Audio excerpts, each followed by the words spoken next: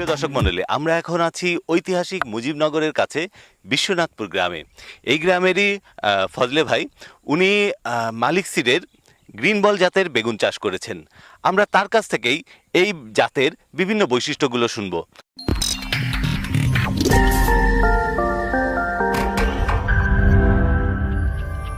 আসসালামু আলাইকুম ভাই। ওয়ালাইকুম সালাম।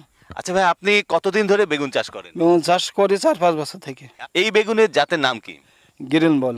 গ্রিন বল, মালিক সিডের গ্রিন। হ্যাঁ, মালিক ছিল গ্রিন বল। আচ্ছা আচ্ছা ভাই, এই যে গ্রিন বল জাতের বেগুন চাষ করেছেন আপনি, এটার বৈশিষ্ট্য কি? বৈশিষ্ট্য মানে এই চাষটা করলে সে লস খাবে না, আচ্ছা সব দিকে উন্নত মান হবে, আচ্ছা, লাভ করতে পারবে, বুঝছেন? কোন কোন দিকে লাভ করতে পারবে? লাভ এক বিক্রি করার দিকে ভালো, চাষে পোকা লাগে না, বেগুনে পোকা লাগে কম, সব দিকে উন্নত মান। গাছের বুড়ি হবে না তাড়াতাড়ি, 1 বছর ধরে বেগুন ধরেই যাবে। আচ্ছা, মানে এই অনেক দিন ধরে বেগুন পাওয়া বেগুন, যায়। হ্যাঁ, বেগুন অনেক দিন ধরে বেগুন হবে। আচ্ছা, এবং ফলনে কি? ফলনও ভালো, আচ্ছা সব দিকেই উন্নত মান এটা।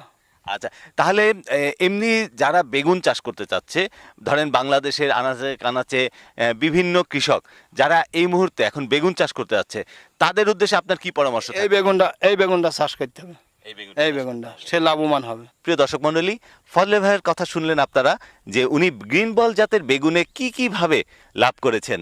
তাই এই জন্য আপনারা যারা বেগুন চাষ করতে যাচ্ছেন, তারাও এই মালিক সিডের গ্রিন বল জাতটি বেছে নিতে পারেন।